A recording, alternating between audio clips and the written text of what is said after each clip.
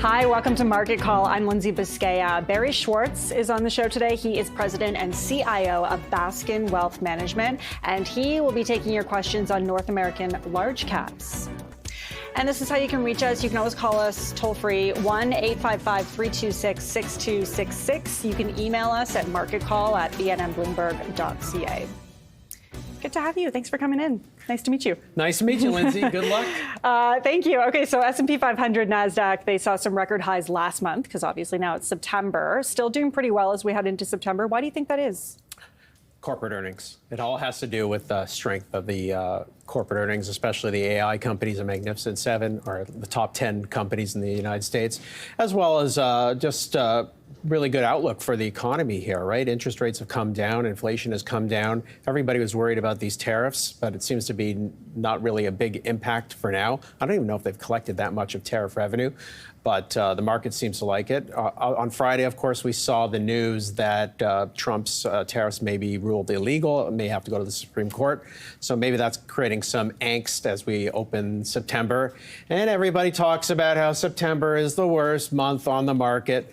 You know, ignore that stuff. That's just silliness. That has nothing to do with long-term investing. And if markets give us good opportunities, we'll be happy to buy more great stuff at lower prices. So particularly when we're talking about big tech companies, you think still heading into September, it's a good time to invest?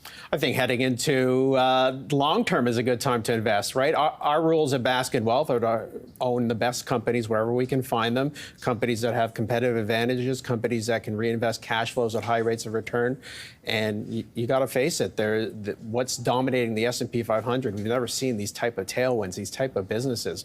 NVIDIA at $4 trillion market cap, Microsoft and Apple at $3 trillion, Google at $2 trillion, Meta at $1 trillion. I mean, this is insane, right? And these companies seem to be growing at fast rates at scale, even given their sizes. And this is before we've really seen the tremendous benefits of AI for these companies. Now, you talk about the fact that these companies, a lot of them, the big ones, have managed to offset the cost of the tariffs. Can you explain why you think that is when it comes to spending for AI? Well, I think they're not too impacted by the tariffs to begin with, right? They're mostly service-based companies. The big worry was Apple and NVIDIA, right? Because they sell chips, they sell products, make them in China. But given that we've had an agreement between the U.S. and China, there's much less worries for those companies. And you're seeing it in the results. So the bottom line is we saw accelerating earnings growth in the second quarter of 2025. We're expecting strong earnings growth throughout the rest of the year. The Trump tax cuts will start to kick in at the end of this year as well. So there's a lot of, I mean, everybody's focusing on the negatives and the worries about Trump and what he's going to do next, what he's going to say next. But ignore that. Focus on what the companies are saying, companies are doing. In Q2, we saw fewer companies talk about worries about recession, where that was a big worry in Q1 because no one had any idea how the tariffs are going to play out. So, you know, I think there's a good reason why the U.S. stock market or the global stock markets are up this year. And I think the U.S. stock market is really underperformed. And it's one where we would recommend people to put more money and capital to work. Okay, good to know. We will be back with Barry Schwartz of Baskin Wealth Management taking your questions on North American large caps right after this. Stay with us.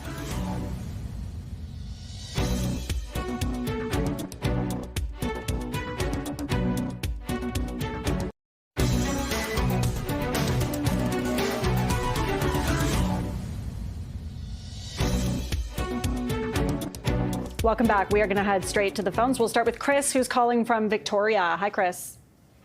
Oh, good morning, and good morning, Barry. Welcome to the new host. I'm sorry I didn't catch your name before. It's Lindsay. Thank you. Lindsay, absolutely. Welcome to the show, Lindsay. Thank you.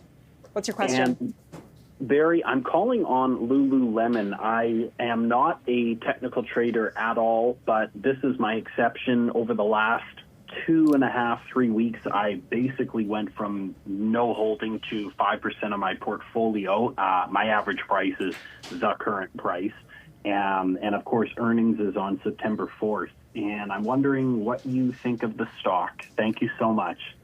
Gone down a little bit. What do you think? Yeah, I'll talk about the company and I'll talk about how we invest. We never buy clothing or fashion companies. It's just way too hard. The trends change so quickly. The competition changes so quickly. And so Lululemon, of course, was a beast. You know, everybody shopping there. And the stores are still doing well. It's not like this company is going broke anytime soon, but it's just that the competitive environment is tough. The tariffs are tough. The consumer is tapped out. lots of other options for athleisure, so to speak. And so Lululemon needs its next hit to get its stock going again. And so for us, it's just fashion businesses are way too hard. It's impossible to predict the trends. So we stay away from clothing whatsoever. And I hate shopping. A good point. Yeah. Okay, we'll head to our next caller then. Paul coming from Prince George, BC. Hi, what's your question? Hi, good morning. Welcome to the show, Lindsay. Thanks for taking my call. Barry, you're my second favorite guest. Number one goes to Jason Donville, who got me into Constellation software about 15 years ago. And recently, Melius issued a somewhat negative report regarding AI and software. So I just wanted to get your thoughts on Constellation software going ahead. Okay, what do you think, Constellation software? Jason was picking that stock at $300, $400, $500. Constellation software. I wish I listened to him too. We smartened up and started buying Constellation about $1,000 a share. A little too late, but certainly happy with the results.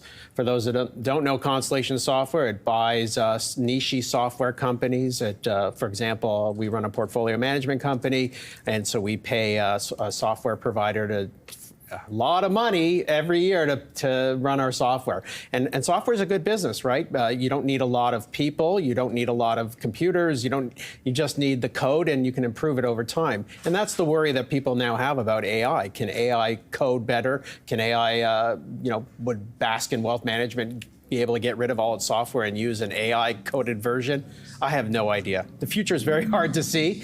In the meantime, of course, the results from Constellation are terrific. The valuation is as cheap as it was when we bought it at $1,000 a share. So we focus on the fundamentals. We focus on the quality of management. And I think Constellation software will have many, many years of acquisition growth ahead of it, many, many years of pricing power. And they're just great operators of every single company they buy. So very excited to buy the stock down here at these levels. So still a good one to invest in then? For us, it's a core holding, and it's one of our largest positions in our portfolio. Okay. Let's move on to Terry calling in from Edmonton. Hi, Terry. What's your question? Good day. Yeah, my question's on TC Energy. Do you think it's ran its course, or it's got more to go? Is it an area to be in with the interest rates possibly going down? And would you call this a utility? Thank you very much. Okay, TC Energy down a little bit today. What do you think? Yeah, it is a regulated utility, Terry. It's a company that sells, gas and electrical energy and nuclear power. Very, very diversified business across North America, even into Mexico. The company recently spun off one of its businesses and it was under some activist pressure. Definitely a stock had underperformed. Here's the thing with leverage and utilities. You're paying an expensive leverage price to get the dividend yield, right? All these companies have significant debt on their balance sheets. One slip up and the cash flow's in trouble. So we prefer to own companies that can generate a high rate of cash flow, that don't have significant capital expenditures to meet and can turn them off at any point in time, right? So for example, Apple and Meta are going to spend a lot of money on building data centers, but if the demand slows, they can stop it. Whereas TransCanada Pipeline, TC Energy, still has years and years of commitments on projections on projects. So not the type of investment that we like to own, but I can understand if interest rates continue to go down here, it could provide a stabilization for those looking for dividend income versus bond income. Yeah, and that yield at 4.7%, so that's pretty high. Yeah, it's a good yield considering GICs are at 3%, considering bonds are at 4%. But keep in mind, you're buying a very leveraged business. Okay, let's move on to one last caller before we go to break. Elliot calling in from Hamilton. Hi, Elliot. Good afternoon. Descartes Systems Group recently missed a quarter, and apparently it's under some lawsuit investigation for securities violations or something or other. Going forward, does this lawsuit represent a overhang that's going to keep the stock depressed for 3 or 4 years, or would you see this as a buying opportunity for DSG? Thank you. Okay, that's a good question. Do you know anything? I don't know specifically specifically about the lawsuits, but what happens with a lot of companies when they miss earnings, especially if they have U.S. listings, is all the ambulance chasers come out and try and get you to participate in a class action lawsuit because the earnings missed and the stock fell hard. That's not really relevant or material to the company. We see these things all the time. What's relevant, of course, is a supply chain management software business. It's like a niche Constellation software focusing on supply chain investments. If you look at the stock, it's had tremendous growth, high multiple, of course. As these tariffs kick in, it's really hurt the supply chain in the short term, but long term it should be good. It's just one, I think it's a little too niche-y for us. We like to buy bigger, broader businesses that are focused on diversified end market users instead of focusing on one. Okay, good to know. We're going to take a quick break here. We'll be right back with Barry Schwartz right after this. Stay with us.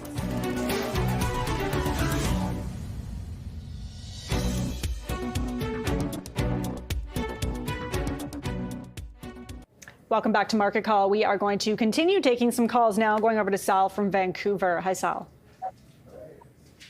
Hi there. My question is on United Health. Barry, what do you think? Thanks. All right. What do you think about United Health? I mean, it's had a bit of a drop. I was just looking at a graph. Yeah, since April-ish. For sure. Yeah. We saw a nice pop recently as Berkshire Hathaway disclosed that it had taken a large stake in United Health. Not sure, of course, if that's Warren Buffett's investment or Ted or Todd, but that's besides the point. The stock obviously got bombed out, after the tragic shooting of president of one of its divisions. Then there was worries about impropriety with types of different things going on at the company. So the stock fell, it missed its earnings, lowered guidance. Insurance is a very tough business to understand, let alone health insurance, let alone when you're dealing with one company that works with Medicare. It's very tough to figure out what's going to happen. It's not tough to figure out, of course, that healthcare costs are exploding, and we have a very aging population in North America, and the valuation fell to a reasonable value. Warren Buffett likes to buy stocks at 15 times earnings, and that's what United Health fell to. But it's going to take a while for United Health to get its earnings back to where it was a few years ago. So it's a turnaround, and it's weird that Buffett's invested in this one because usually he doesn't invest in turnarounds, but I guess he likes the valuation and the long-term potential for it. So it's one we haven't purchased. It's one where we're kind of scared to research because it's too many moving parts and probably not in our ability to own for our clients. Are you thinking you usually stay away from healthcare right now? We usually do stay away from healthcare. We own one healthcare stock in the portfolio. That's Stryker. It's a med tech company, and that one is more in our comfort zone. But no, we own no pharma, no healthcare, and it's just it hurts my brain. Okay. All right, let's move on then to Ryan calling in from Toronto. Hey, Ryan. Hi, thanks for taking my call. My question is just on CIBC, and I'm also curious of Barry's quarterly reading routine when it comes to the bank. Thanks. I'll hang up and listen. Okay, thank you. That's a good question. Yeah, so first of all, let's take a look at CIBC. Well, I mean, look at that chart, like a V-shaped recovery since April, tariff worries. So when we were coming into 2024, 2025, the big worries about the banks were interest rates were high. What's Trump going to do? Is there going to be tariffs? Is the economy going to slow down? Are they going to slow down the immigration? Is inflation going to come down? And obviously, this refinancing at higher interest rates would kill the mortgage market. Well, it really didn't play out that way. Interest rates were cut quite aggressively in 2023 and 2024 in Canada, and the banks have skated through with really no problems. Wealth management divisions have been very strong. Proprietary trading has been very strong. Loan losses for this quarter actually came down, so banks aren't as worried about the future as they were a few quarters ago, and the stocks reflect that. As for our quarterly reading routine, we read everything. We read a lot of analyst reports. We read a lot of conference calls. We like to get a sense of what's going on with the banks. Our bank investments for our clients are National Bank and Royal Bank. We're long-term bank believers, but those two seem to be the best quality banks. But I'm seeing CIBC and BMO start reporting much better earnings, and so that has got our interest. Interesting. Okay, we'll move on now to Ross calling in from Windsor, Ontario. Hi, Ross. Hi, welcome to the new host, Lindsay. Thank you. Thank you for taking my call. I'd like Barry's opinion on Waste Connections. I'm a long-term holder, but over the last 6 months or so, it's been sort of stagnant. I'd like his opinion. Thank you. Yeah, it does look a little stagnant. I mean, what do you think about this? Should you hold on to that? I love music to my ears when callers say they're long-term holders. This is a company that we've owned in our portfolio for over 20 years. It was originally a Canadian company, got taken over by a U.S. company. Garbage is a good business to be in. We tend to produce more of it. Recycling, of course, with everybody ordering stuff online. When you look out on garbage day, people's recycling boxes are completely packed. And so Waste Connections focuses more on middle market, niche markets, instead of competing with the big guys where there's a lot of fragmentation, a lot of roll-ups, as well as it owns a number of landfills. This has been one of the best performing stocks on the U.S. market for a very, very long period of time. I don't think anything is going to change. If the stock's been stagnant, I think it's probably a focus on the valuation. It's gotten up a little bit there. And B, it's more of a defensive name. And we're more in a growth market right now where people are looking for the next FOMO stock. And Waste Connections is the opposite of that. So you're saying you got to be patient with this one a little bit. No, you got to be very, very patient. For a long time. But they're compounding cash flows at double-digit rates, and there's no end to the amount of acquisitions it can make. So long-term investment for us, for sure. Okay, let's move on now to Frank, who's calling in from Mississauga. Hi, Frank. Hi, thank you for taking my call. Barry, wanted to get your opinion on Copart. Are you still holding this stock? I'm not sure. I think you were constructive in the past. Is their business at risk due to robo-taxis? I believe it's not, but wanted to get your opinion. Thank you. Okay, Copart, what do you think about that? Yeah, it's a lot of questions there. Copart is involved in auto auctions, right? If you happen to, unfortunately, get into a car accident and it's beyond repair, then Copart or one of its competitors will take your car and sell it as from the insurance company and make a little profit. The volumes have been very, very strong. A lot of people are checking these things out while driving and not paying attention. And so, Copart's business is doing very, very well. In its last quarter, organic revenues were up 9%. I think the stock fell because you can see that big drop there in 2025, and that's because it missed earnings expectations. That stuff is just baloney to me. I don't care if stocks miss some made-up earnings expectations. All I'm looking for is, can it grow its top and bottom line faster than the overall market? Does it have a great balance sheet? Can it reinvest the cash flows? Does it have a good long-term tailwinds? The caller asked about robo-taxis. That may or may not happen. I'm sure it's many, many years away. And in the meantime, of course, bad stuff happens to cars all the time. And I'm sure robo-taxis are going to get in as many accidents as normal cars. And of course, if they're robo-taxis, they probably have a lot of sensors and electronic equipment. And that stuff can't be fixed. It's completely junked. So I think it's good tailwinds for Copart. Okay, just lastly, let's move on to an email question coming in from John. John says, could we please have your guest thoughts on Molson Coors? Yeah. What do you think about that one? We'll wait until the graph comes up here. There it is. I can't even remember the last time I had a beer, yeah. Right? And so, anecdotally speaking, maybe it's my age group, but my friends, my people I know are certainly slowing down their drinking. And of course, when you drink beer, there's like a billion options, right? There's I was at my cottage in Prince Edward County. There's 10 different breweries in Prince Edward County, right? So, and much tastier than the craft breweries, right? Yeah, and the beer is much tastier than Molson or Coors Light. Molson is. This is a company that's showing declining organic revenue. We saw the results from Constellation Brands this morning, very bad results for its beer products. They're blaming it on the Hispanic customer. I think they're going to blame it on anybody, but the bottom line is, I think fewer people are drinking. People are more focusing on being healthy. There's more running clubs instead of that. And of course, marijuana. If it gets decriminalized across the United States, you don't want to be owning alcohol stocks. Maybe it's a structural thing. Maybe it's cyclical. I don't know. But I don't want to own businesses that are in organic revenue decline. Interesting. Okay. Sounds good. We're going to take a quick break here. When we come back, we will take a look at Barry's past picks. That's coming up next. Stay with us.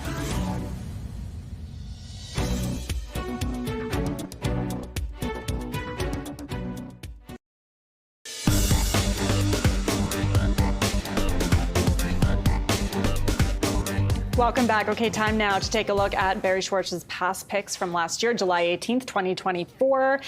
First one is CCL Industries. Back then, it was at $72.93. Now up to $81.42, 12% return, 13% total return. You still holding this one? Yes, we are. We've owned it for a long time. CCL Industries is the largest maker of labels and adhesives for a lot of consumer products companies. It works with healthcare companies, automotive companies, anything that sticks. Generally speaking, CCL makes it, and it tends to build its plants across the globe in countries where its customers are. It's such a fragmented business. It's such a business that has so much acquisition potential, and that's how CCL has grown. But this year, the stock has done well because it's actually shown pretty good organic revenue growth, top-line growth. It's something that is cyclical for CCL, and in the meantime, its balance sheet has improved to a tremendous level.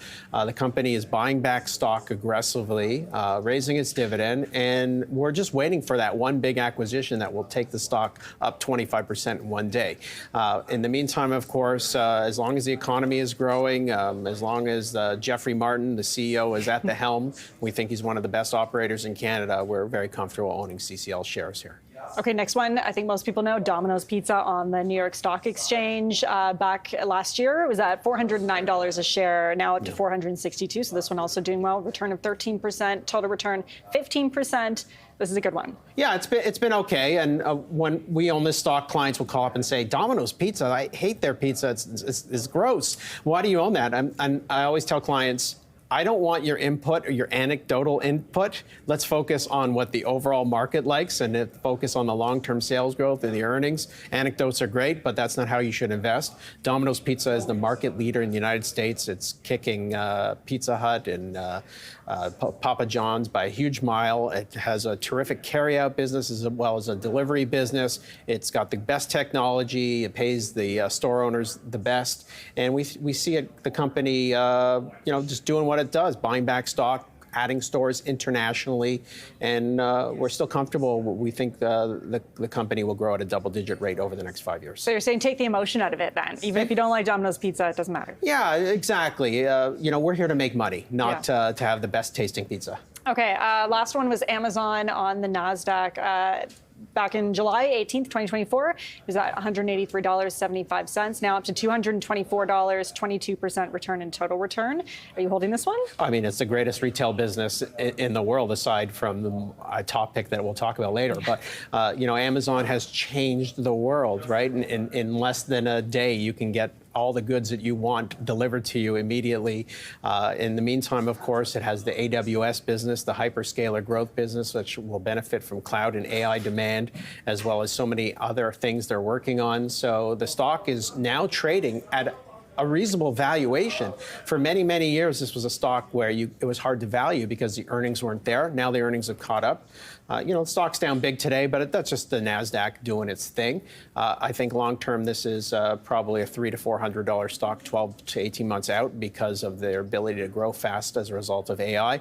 And we start to hope to see the free cash flow start to inflect in the next couple of years. And when you talk about the NASDAQ doing so well in August, the S&P 500 as well, Amazon is one of those companies, is the reason why. Yeah, well, and it all had to do with the earnings. Once again, this was one where the stock went down after the earnings, even though it beat earnings, because the guidance, wasn't as good as what the market thought it was. That stuff is irrelevant to us. We're focusing on the compounding of cash flows over a long period of time. Okay, we will be back with Barry Schwartz, Baskin Wealth Management, taking your questions on North American large caps right after this break. Stay with us.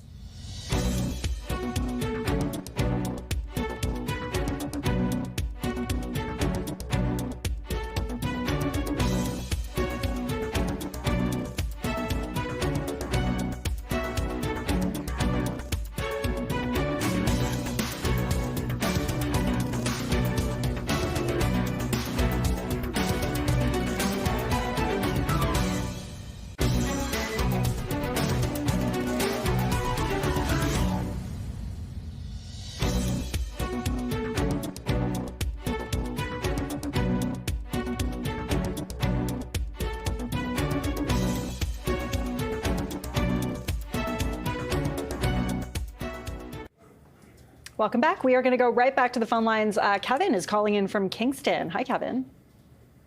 Hi there. My question is on the TD Bank. It's had a good run over the last 4 months, like the entire market has. It looks like the issues in the U.S. were done, paid off the big fine. do you see more upside in the TD Bank? Thank you.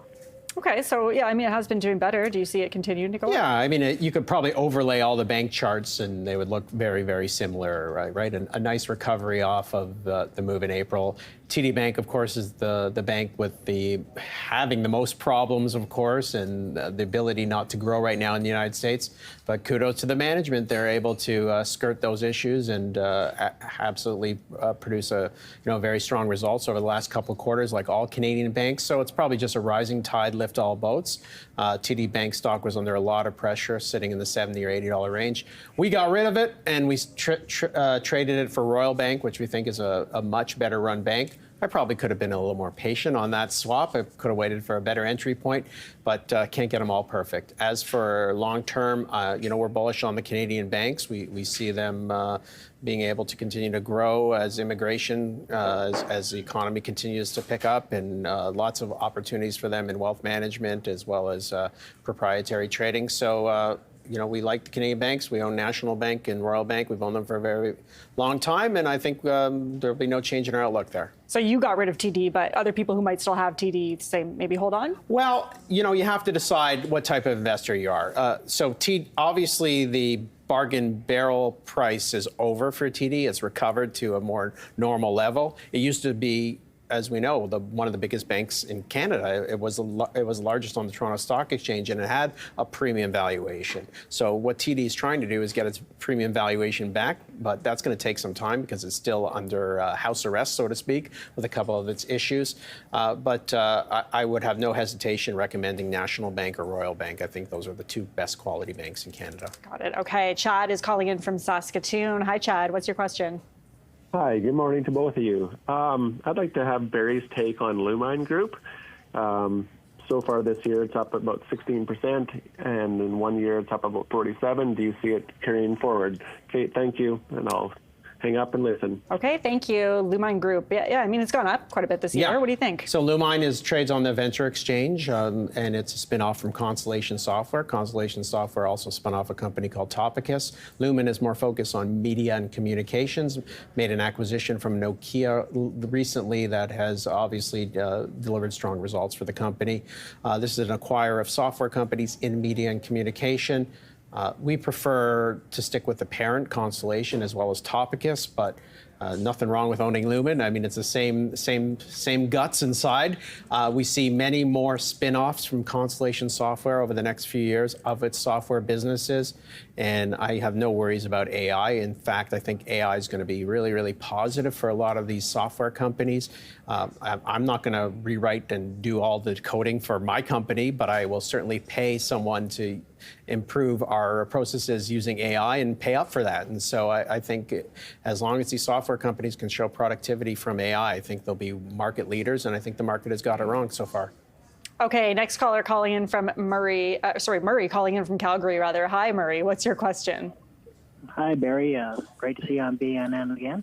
My question is, there's a lot of hype with AI. I think you just partly answered my question with the previous guest, and that was, do you see AI as being a threat to companies like Constellation or others? There's been a lot of headwinds with software companies with the presence of AI, and do you think that's overhyped, or do you feel that AI is more of an enabler to help the software companies grow faster and in the future? Thank you very much for taking my call. Okay, thanks, Murray. I mean, that's probably what a lot of people are wondering. Is AI being overhyped right now? What do you think? For sure. Well, and of course, we've seen a lot of software companies, especially in the United States, their stocks do really, really poorly. Adobe and Autodesk and Salesforce.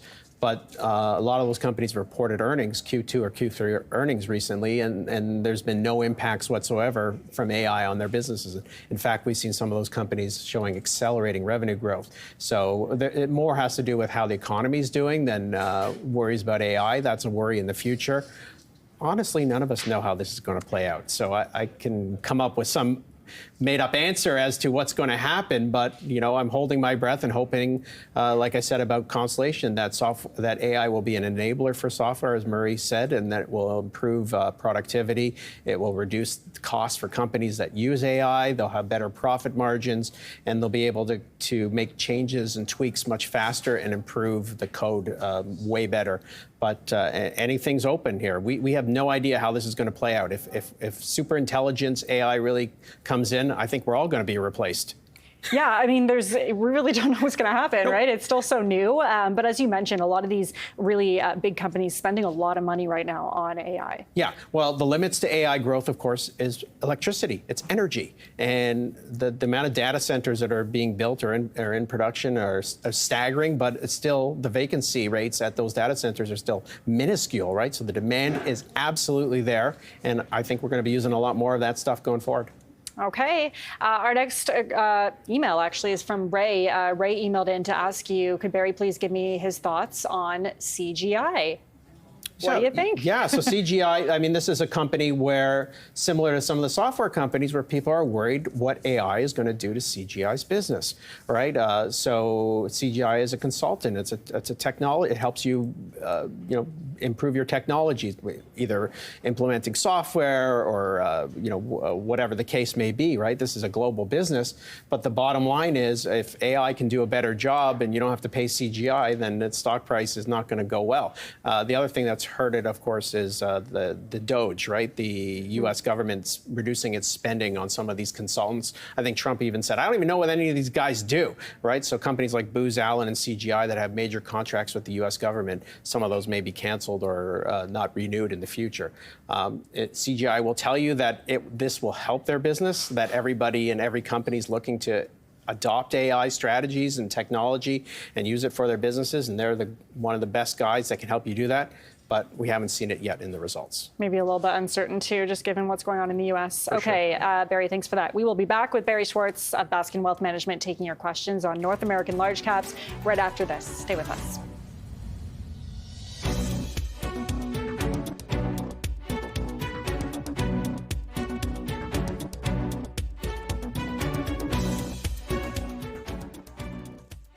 Welcome back. We are going to continue taking your questions. This one, an email from Bert, and it reads, your opinion on Laurentian Bank. Thanks. I was just checking here. Laurentian Bank had its record high just last week. So what do you think about this stock right now? Believe so. Yeah. Okay. Laurentian Bank. Maybe not. Yeah, I'm not quite sure. I know it was suffering a couple of years ago, but I guess like other banks, the environment has improved a lot for it. I knew there was a new management change. It's a small bank. I wouldn't be surprised one day for Laurentian Bank either to merge with a larger bank or be taken over. I mean, that's always the hope for shareholders of that company. We saw Canadian Western Bank be acquired by National Bank. It's very hard for small banks to get scale, especially when they're regionally focused, maybe in Quebec or in Ontario without any exposure to the rest of Canada. Laurentian Bank, has some good assets, nothing wrong with it, but it's a small bank. And so what you're betting on here is that the new management team can improve operations, lower the efficiencies, or improve the efficiencies and lower the operating expenses and get the bank back to where it was. Yeah, looking at this graph, maybe not record high recently. But 52-week high for sure. And kudos to the management team. This is one that was really a dog's breakfast for a long period of time. And, we have to see how it can improve. But my bottom line for us is I don't see how a small Canadian bank can stay single. It has to find a dance partner at some point in time. Okay, interesting. We'll move on now. John's calling in from London. Hi, John. What's your question? Welcome, Lindsay. Photogenic and asking some of the tough questions. Good for you. Barry, 3 for 3 on top picks and candid as usual. I appreciate that. My question's on Agnico Eagle Mining.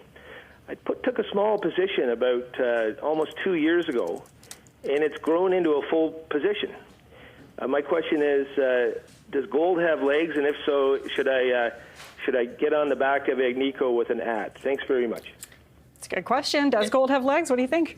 Your guess is as good as mine. Obviously, we can understand why gold is working, the uncertainty of Trump, the money printing that is coming, the inflation.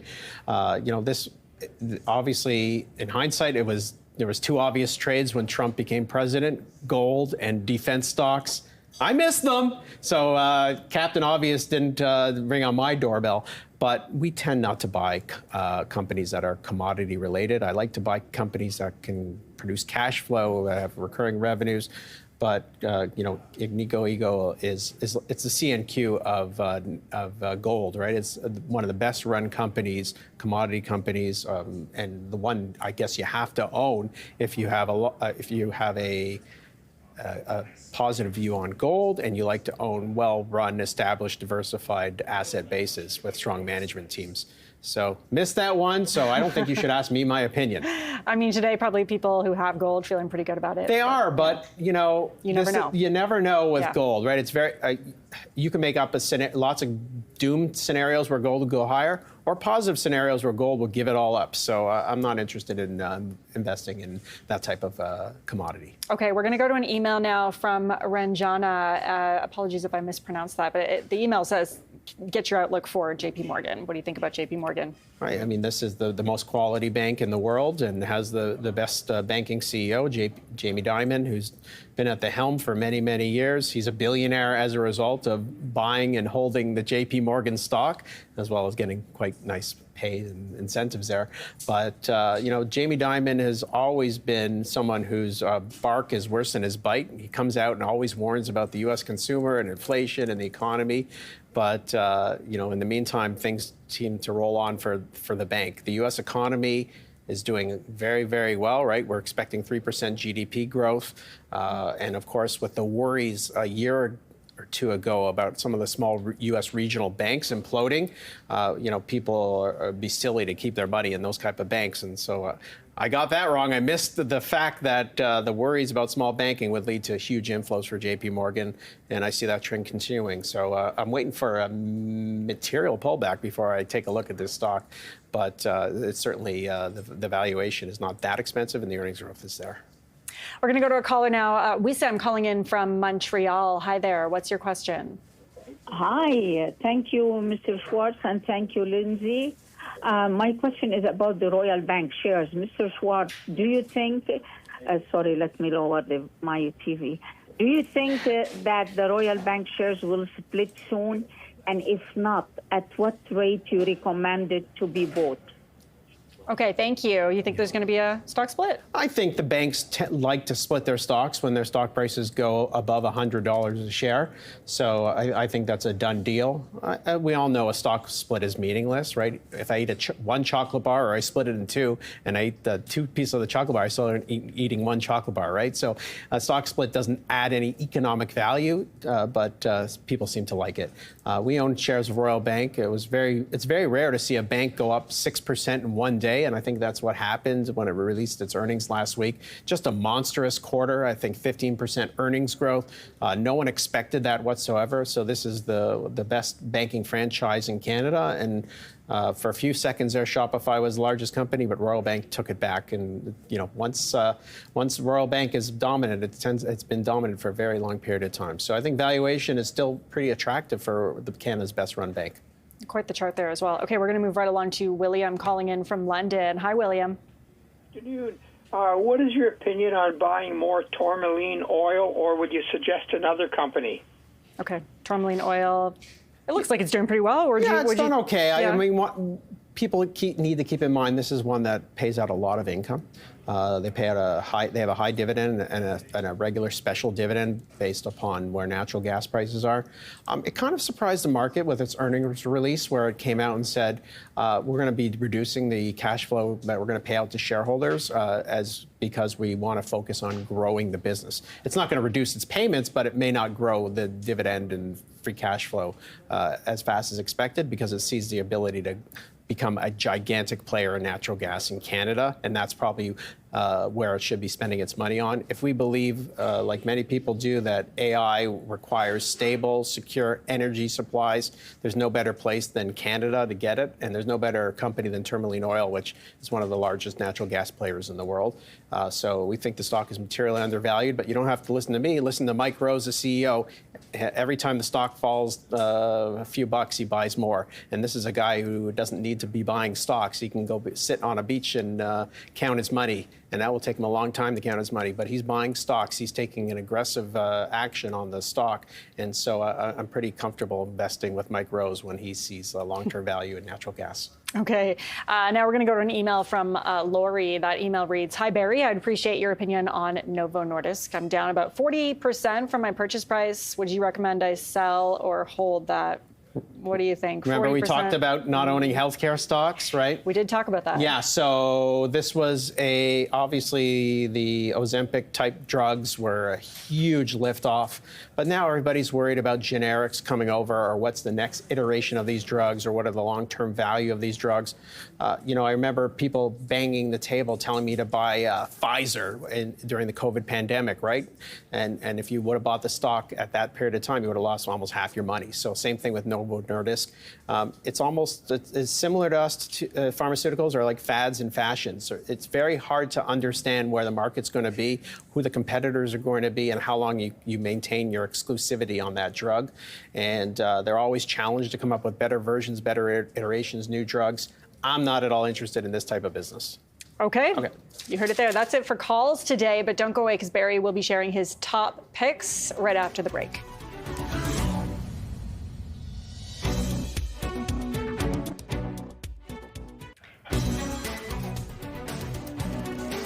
Okay, join us tomorrow on Market Call. Rebecca Teltscher will be on the show. She is a portfolio manager at New Haven Asset Management, and we'll be taking your questions on Canadian stocks. And if you miss Market Call, you can check out our daily podcast as well. You can find that on iHeartRadio and other platforms, and you can also watch full episodes on our YouTube channel. Time now for top picks with Barry Schwartz. Okay, this first one, Taiwan Semiconductors. You say this is the most important company in the world. Yeah, and I'm not being facetious. It truly is, right? No electronic can get made without it. And we saw recently that it now has a 70% market share in making chips for other people. Unlike its competitors, Samsung or Intel, it doesn't make its own chips. It makes chips it doesn't compete with its customers. It makes chips for its customers. I'm speaking too fast, but You're excited about this one. Yeah, I'm excited. It works with NVIDIA. It works with Apple. It works with all the major companies. This is the reason why we call it the most important company, because of course everybody's worried about the risk of China one day maybe invading Taiwan, right? And what would happen to Taiwan Semiconductor as a result of that? Anything's possible. I'm not going to sit here and tell you that may or may not happen, but even China buys 11% of its chips from Taiwan Semi. And of course, if Taiwan Semi was taken over by China, that would be really, really bad for its customers and the rest of the world. So we think the United States will do everything it can to protect this kind of company and keep tempers low on it. In the meantime, the company's growing its earnings at an incredible rate. It's way cheaper than NVIDIA and way less risk, in our opinion, than NVIDIA. This is one where you're not betting on the specific jockey. You're actually owning the racetrack. It doesn't matter if NVIDIA makes the chips or AMD makes the chips. Taiwan Semi is going to sell them. And if you believe like we do, long term, there's going to be robots and robo-taxis and AI doing a lot more stuff for us. You got to have exposure to this sector. And at 20 times earnings with a pretty good balance sheet and high gross margins for a manufacturer, it fits the bill for us. Right, because that was going to be my next question. With the way AI spending is going, this stock looks like it might just keep going up. I'm not asking you to predict the future. I'm focusing on the cash flows. It looks like cash flows will still go up, but there's going to be peaks and valleys in this. There's going to be fits and starts, right, with AI. Okay, let's move on to TFI International. This is another topic for you. Yeah, and this is one that's down in the dumps. This is a trucking company, logistics, truckload and less than truckload in North America. This is the worst company you want to own when there's a tariff war, right? If there's tariffs happening and no one knows what they're going to be, they're not going to produce any goods. They're not going to ship any goods from China or other countries. And that's exactly what happened in April and May. But now that there's more clarity on the tariffs, and maybe the Supreme Court will rule them illegal anyways, so I think it's really positive for TFI. And its last quarter, it wouldn't say that things are improving, but it still produced a significant amount of earnings and free cash flow. And while it's waiting for the economy to recover, the trucking business to recover, it's been aggressively buying back its shares and reducing costs very nicely. So we see this company in a normal environment doing $8 to $10 US of earnings, and it's trading at US, and it's trading at a really reasonable valuation if you believe things can recover. Okay, lastly, for your top picks today, Costco as well is something you really like. Yeah, we love Costco, and I was telling people that my parents now will drive 10 minutes to a further Costco away from their house because it has more selection and the sushi that they want. So, that to me means, you got a great business when people will drive even further to go to the better store. Costco, we all know the stock is incredible. We all know it's trading at an expensive valuation. You don't need to tell me that. But what we don't know, what we all don't know is how many more years of growth Costco has ahead of itself. We think Costco can add 20 to 30 stores a year for the next 20 to 30 years. It's just an incredible runway of growth. There's only 900 Costco stores. Think about worldwide, there's about 10,000 Walmarts. We think there's just the opportunity is incredible. And as they add more stores and more members, they're going to add more products and services. And they do everything they can for their employees and their members and their shareholders.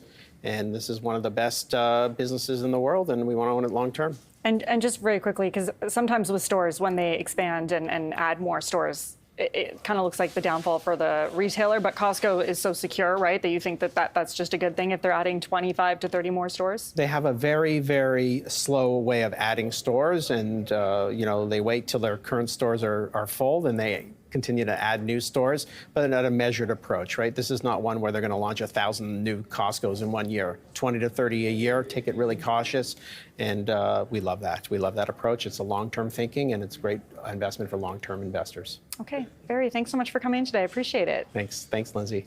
And thanks for watching Market Call. We will see you next time tomorrow as well.